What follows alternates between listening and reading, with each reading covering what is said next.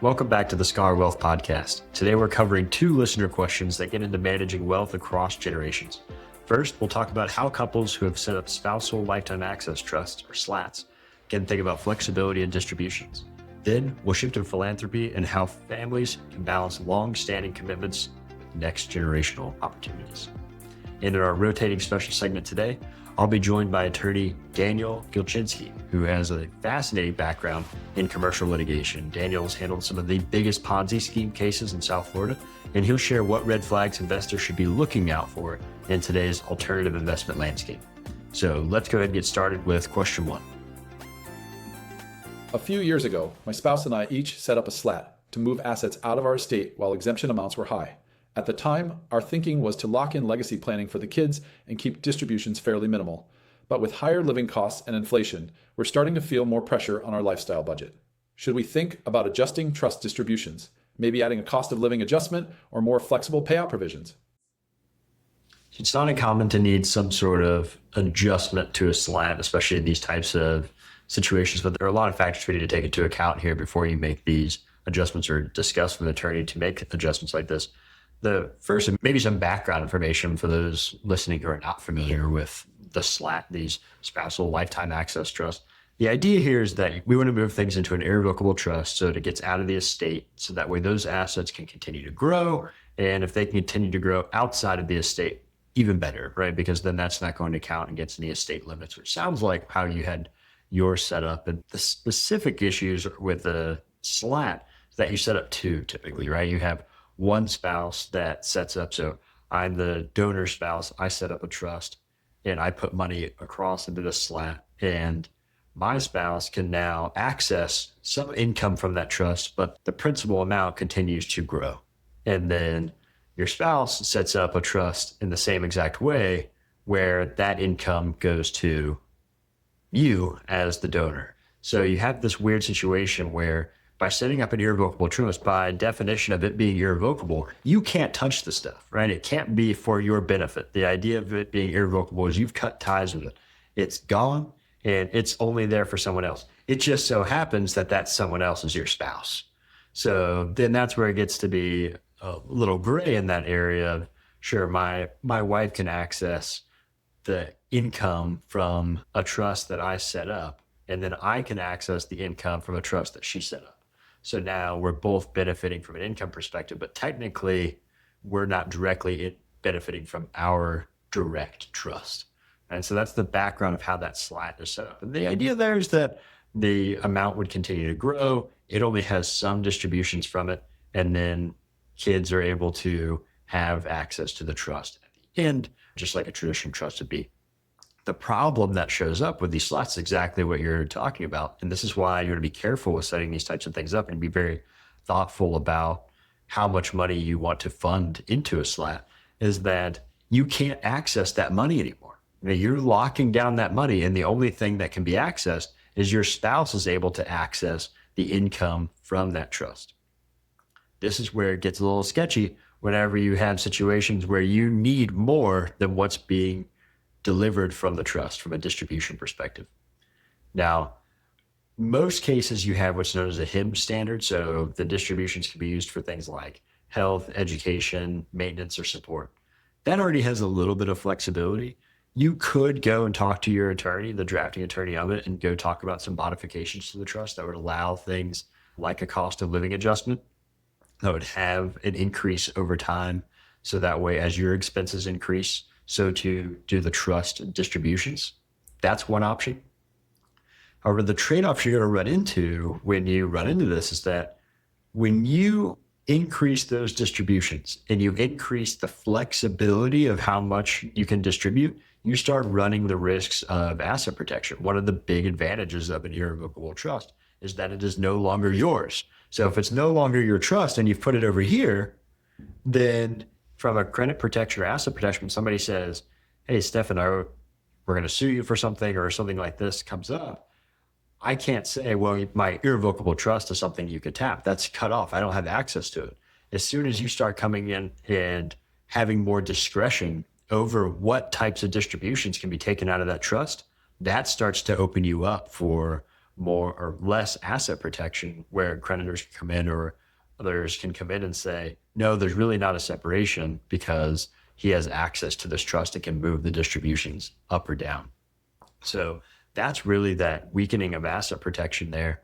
The IRS can look at that as well and say, hey, this is not what the intended purpose was. You're not supposed to have control over this irrevocable trust. So you just happen to be increasing distributions whenever you want them and decreasing distributions whenever you don't want them. That's that fine line you have to be careful with when you're talking to your attorney. Those are the questions I'd be asking of how much flexibility can you give as part of this SLAT while still retaining the asset protection and tax efficiency. That was the purpose of the SLAT to begin with.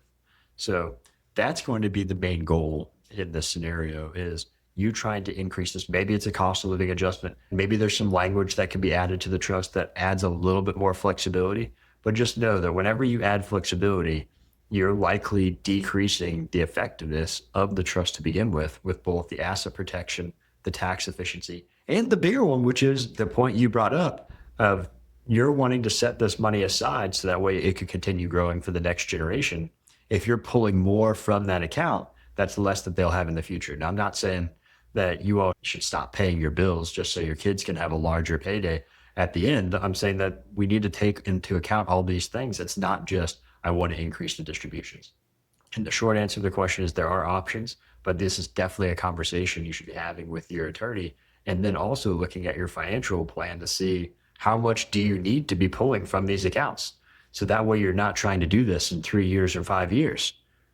Because I don't want that to be the case either. If you go back and say, all right, cost of living has increased, we have a process in place now. And then 3 years from now, you have the same question and you say, we're back in the same scenario. Our expenses have increased and now we need more from the trust. That's not where you want to be. I would start thinking ahead and saying, where are you at now? How much are you going to need now? How far back are you? And how much are you going to need 5, 10, 15 years down in the future? So that way, whatever drafting is done now or redrafting is done now, it adequately reflects what the current situation is and also the expectations of the future. And now we can jump on to our next question on legacy. We've supported the same hospital foundation for more than 20 years, and it's been an important part of our family's giving. But now, our kids are encouraging us to put more focus on education access. We don't want to walk away from the relationships we've built with the hospital, but we also want to give the next generation a say in where the family's philanthropy goes. How can we adjust our strategy so it reflects their priorities without damaging the long-term commitments we've made?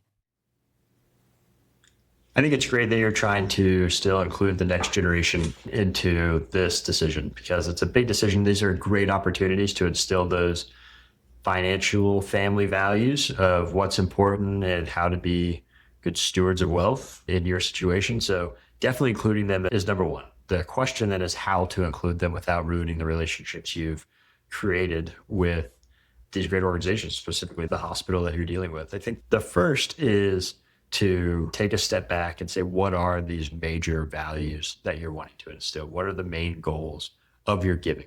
And the reason I say that is because you say you've been giving for 20 years to the same hospital. And there's nothing wrong with that, but you were likely a very different person than you are today 20 years ago. It had different goals in mind for your money and probably a different level of wealth 20 years ago than you're at now.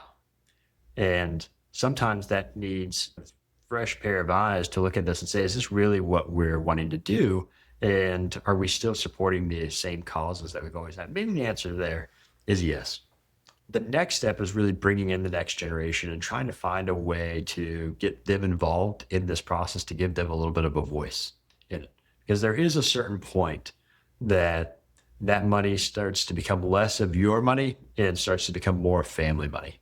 And sometimes it's hard to hear that they get a say, because I've talked to some people and say, Stephan, they don't get a say until I die. And I'm going to make every decision until that point. And that's completely fine. It's your money. You can do whatever you want with it. The counter to that is, do you want some of that legacy to continue, or do you want it to be a hard cut? They can shut down any legacy and gifting that you've done over your life in that, and they can start whatever. Is there a hard stop? Is there this transition period that you run from your goals to their goals over time? I hope the answer is yes. And there should be some transition because that gives you a really rare opportunity to build those relationships with different types of beneficiaries, different types of organizations, and also pass on that relationship to foster that relationship. They can start coming to those foundation meetings with you. They can start showing up to new initiatives that the hospital has going on. And I don't think that's mutually exclusive, that you have to stop the hospital giving and not be able to do any educational access. I know there's lots of programs that hospitals will do. It may be worth going into the hospital, depending on your level of gifting.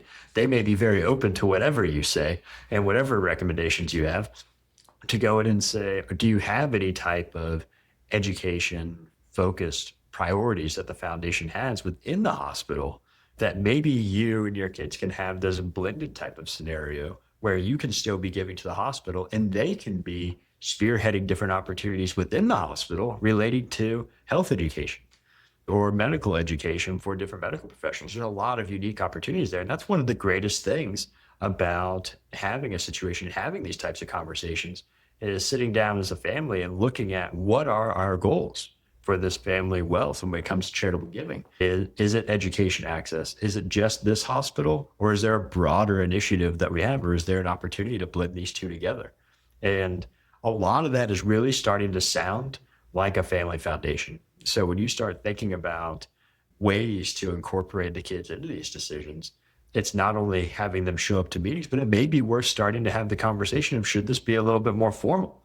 Should we start a foundation? Should we start having true board meetings for a foundation where we can all talk about different ideas and different grant making decisions when it comes to different organizations they've found, different organizations you've found, how they compare, what different activities they have, how much money are they going to need? Is this a one-time donation, or is this a situation where you're going to be donating for the next 10 years for a bigger project? Those are great things to involve them on and get them used to seeing that.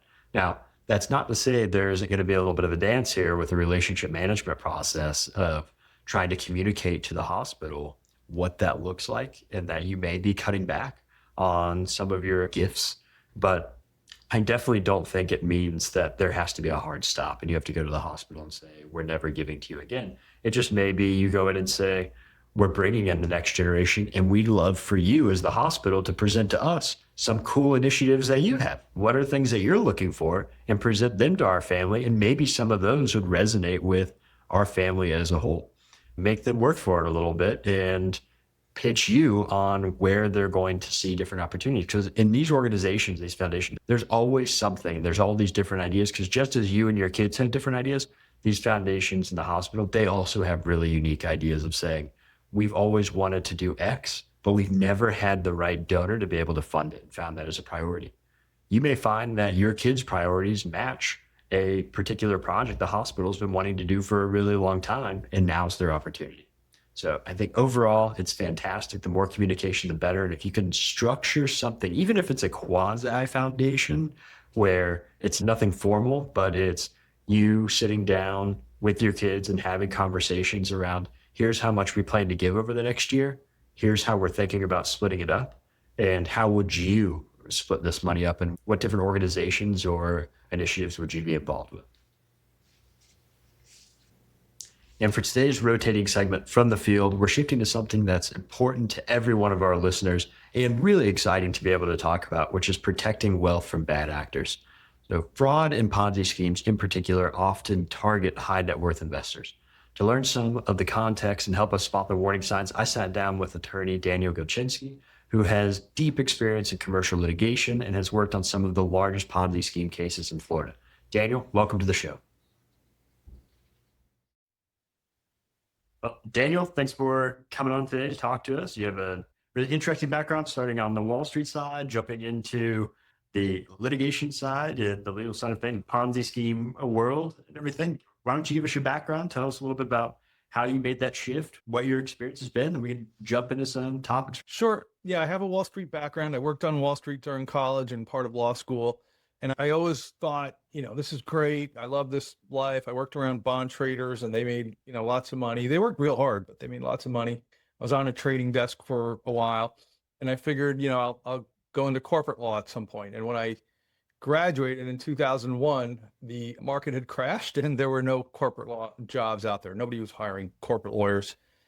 So I had a side business going on that led into a dispute with someone who owned a house that I had rented for a summer share house in the Hamptons. And we resolved it. He was a lawyer. He thought I was a lawyer from the way that I was handling things, but turns out I was just a law student.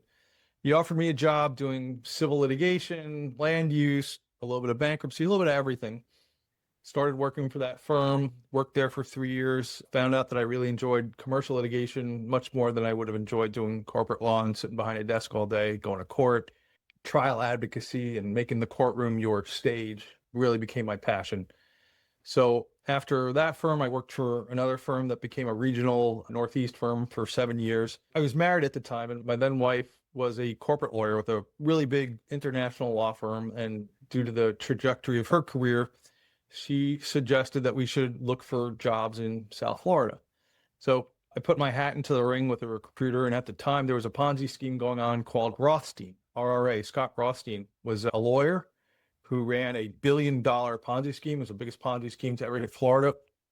I watched a documentary about it on television, and I was like, this is super fascinating. I did a lot of research and learned about it.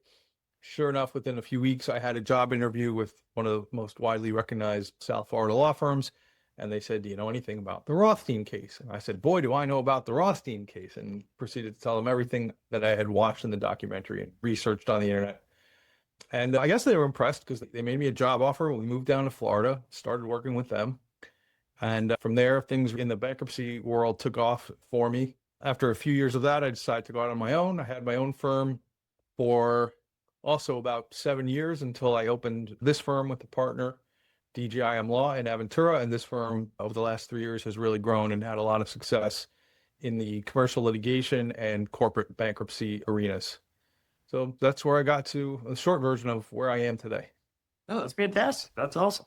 And so when you're looking at all this and talking to clients and everything, everyone's watched the documentaries, right? You see the documentary after the fact and the negative stuff, but what are some of those red flags that you tend to see that now with all the experience you have and looking at this, that you can almost spot it a mile away and that's not going to end well, right? Yeah. That you've seen, or maybe situations where those signs were there, but somebody missed them. So it's usually the same thing over and over and over. It starts with promises of unlimited wealth. You're going to make lots of money. You know, that as soon as I hear that, okay, red flag. When you see the promoters or the owners of the scheme or the investment opportunity being super flashy, driving a Bugatti or a McLaren, having the gold watch and jewelry and tailored suits and super fancy offices, upselling, basically, flashy TikTok videos, that's a red flag. You know, they're trying to lure you in thinking, you know, I'm going to be like that. I want to live the dream. What else? Unrealistic rates of return. Warren Buffett, world's greatest investor, tells you expect to receive 6 to 7% rate of return on investment. If I hear anything above that, I'm already questioning what's going on. How is that possible? If there's mystery surrounding how the entity actually makes money, you know, if they're cloaking the investment in big fancy terms and words that even I can't understand. We had one not too long ago that involved promises of being involved in these sort of merchant cash advance deals. And I know how merchant cash advance loans work, but you don't syndicate merchant cash advance deals to like the general public. You know, they're usually lenders who have a very tight, close-knit community. And if you know anything about that world, they don't let anyone into their community. They were hiding these concepts behind big fancy terms. And as soon as you start hearing big fancy terms that I don't understand, that's a telltale sign that something is wrong. Answers to everything. As soon as you start asking questions, you know, they've got all these great answers and all these very polished answers that just leave open more questions in my mind and should leave open more questions in other people's mind. That's a telltale sign. Here's a huge one. Push to get new money in, push to get in new investors. And usually that'll take the form of referral fees, you know, bring in another friend, bring in a customer, and you'll get a percentage, that kind of thing. Ponzi schemes are predicated on fresh money. You need a constant flow of fresh money to pay off the old investors, to keep people happy, new money, rob Peter to pay Paul. So as soon as I hear that there's like a referral type program, that's a red flag. Barriers to getting your money back. You know, if you're being told to wire money to some unsecured platform or multiple bank accounts in multiple places, or a network or platform that's proprietary to that company that you've never heard of and it's not generally known to the public, that's a red flag. Because as soon as they pull that network or that middleman out of the picture, you're not getting your money back. Lack of regulation. If the industry is not really regulated by any regulatory authority, that's a wide open area, huge opportunities for Ponzi schemes to thrive. And crypto is certainly one of those. I look to the leadership of the company usually. If I see criminal indictments, people have been in jail, and that certainly happened recently with what case we were involved in. The promoter had gone to jail. Leopards don't change their stripes all that often. So when you see that type of reputational challenge, that should be problematic. Flashy sales presentations, slick brochures, things that just look really too good to be true. Those are another of the kind of telltale signs that I look out for. And I often see when these things unravel. You mentioned the TikTok videos and everything, and your experiences run pre and post social media. How has that changed that world? Have you seen an increase in that because it's easier to show the flashiness and everything around us, or Yeah, I want to be especially- like them? Absolutely. And during COVID, especially, we saw a rise in the use of TikTok and social media generally to promote Ponzi schemes because people weren't out there able to go door to door and use the traditional methods of communication. So they started making really slick, especially on TikTok, but also on other social media platforms, really slick promotions and sales presentations and contact us for more. That really went on a rise during COVID and continued thereafter. One that comes to mind was called MTI. It was a South African based Ponzi scheme involving crypto. And their TikTok presentations were so slick and just made everything look so like digital cryptocurrency. And this is the thing. And this is the latest rage. And get in on it now before it's too late. And people fell for it. You know, lots and lots of people throughout the world fell for it because social media is available kind of everywhere, just about. That's really interesting that now we're seeing not only the social media side, but then the global aspect of these Ponzi schemes. It's not just your neighbor starts the Ponzi scheme anymore. It could be somebody in a completely different country that started this. Right. When somebody gets in on this, when does everything start to unwrap? What is the sign that things aren't going well? In an economy like this, where there's been a decline and people are starting to look to their assets and needing to liquidate assets to make their ends meet, and they start, asking for money back, that's when you see sort of the tide come in and who's wearing clothes. In an economy like this is when we start to see more of these things pop up because they've been going on for years, and all of a sudden people need their money, need access to liquidity, and they start asking for money back, and these Ponzi schemes don't have new money coming in, and they can't send money out to their investors. People start asking questions, and that's typically when things crash. But eventually you just run out of suckers. And people aren't putting money in, and people are starting to ask for money out, or a whistleblower gets involved, and things will just start to crumble. So as soon as people start asking for money, as soon as there's kind of a run on the bank and people start asking for money and there's no more suckers feeding the beast, that's when things start to crumble. When these people come to see you, right, and they say, Daniel, I think there's something going on, right? All of this. What is the normal reaction there from them or family? 'Cause I know I seem to get a mix of those stories of a little bit of embarrassment, or they don't want to bring it up. What do you see in that world when it comes to the emotional side of this as well? Yeah, and most people don't get to me early enough. The truth is most people just wait until they get that letter saying this was a Ponzi scheme. It's now in receivership or some other court-appointed fiduciaries involved, and now you need to give your money back. And most people wait until they get that letter before they come to me. But some people come to me when things start unraveling, when there's been a criminal indictment or there's news or the rumor mill starts going around that the thing is crumbling. And it's shock, it's disbelief, it's how can I have fallen for this? How could someone else have taken advantage of me? One particular situation that comes to mind was where I represented the lady who was sort of the third or fourth highest person in the group. She was doing all the marketing for the scheme. And she was really close to the promoters and owners, and was a very talented person and was actively marketing the scheme and making a lot of money.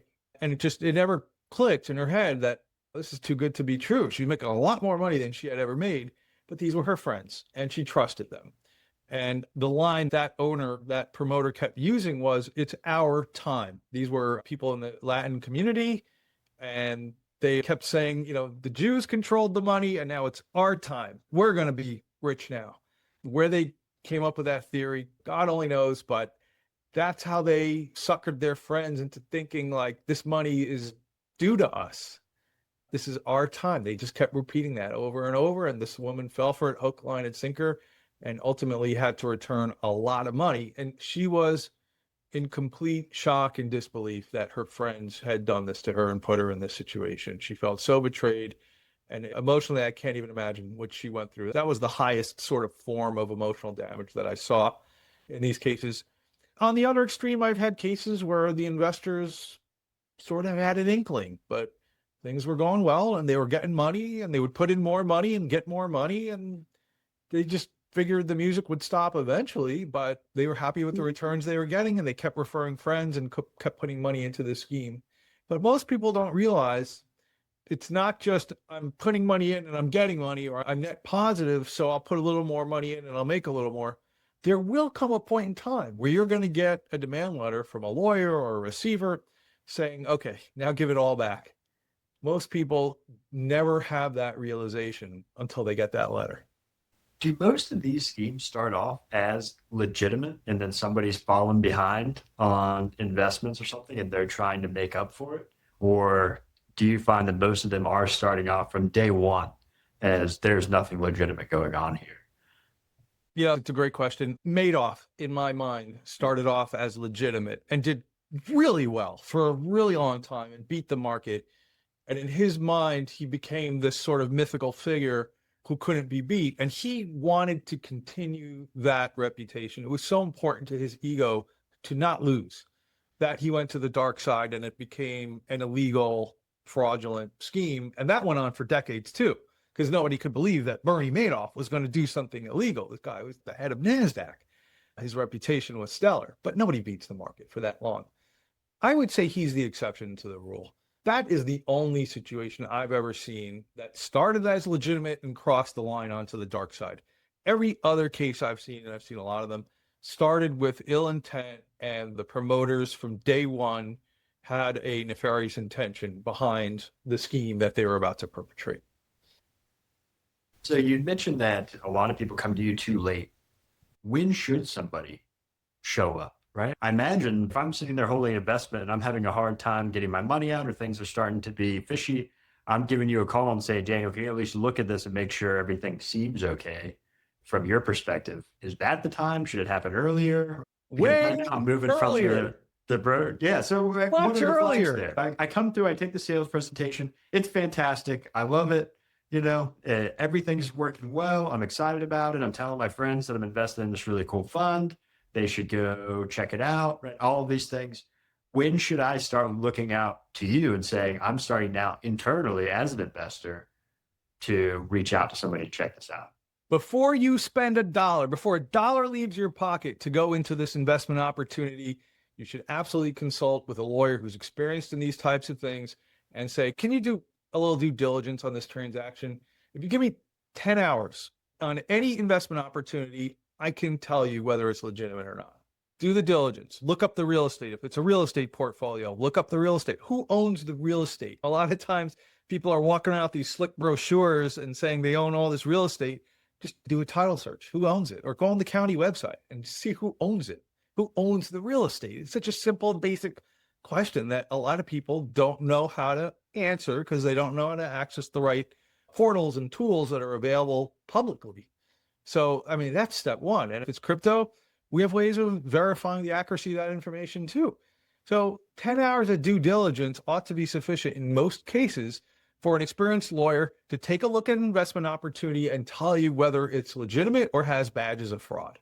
Before a dollar comes out of your pocket, spend a little money to make sure, do some due diligence and make sure the investment opportunity is legitimate. That is great advice for any type of investment. Of when you start getting out of the public markets, you start seeing all these different returns being thrown around and estimates and fancy models, things start to get a little shaky of what IRRs are expected and everything else. Right now, with what you're seeing, because I imagine this comes in waves, right? It's the new hot thing. You start to see a lot more of it because people are trying to jump into that asset class or anything.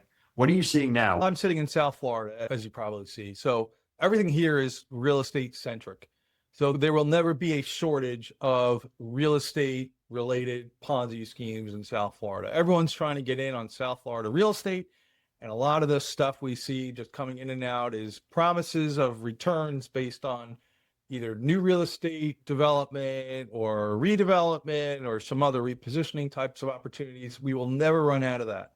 Exotic cars are a fun one. We do see in South Florida promises of returns based on alleged floor financing of exotic cars, or sometimes it's people who are thinking they're buying an exotic car and really 3 or 4 people have already bought the same car.